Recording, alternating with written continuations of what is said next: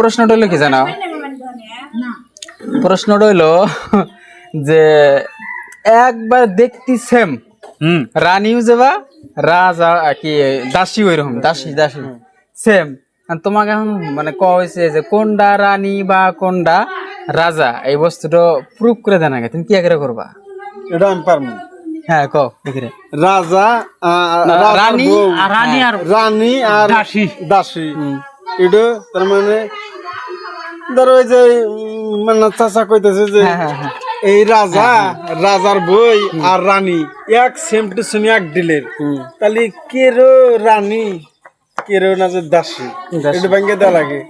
তখন চেঙ্গারা কইলো যে আছে এই ইডো আমি ভেঙে দিতে পারবো, কিন্তু এই দুইজনে একটু সবজি আনতে লাগবে, সবজি আন দিলে আমি খায়া দেখবো রানীর ঢই ভালো লাগে না এইটাই ভালো লাগে, আমি খায় আর আমি রেজাল্ট দিব।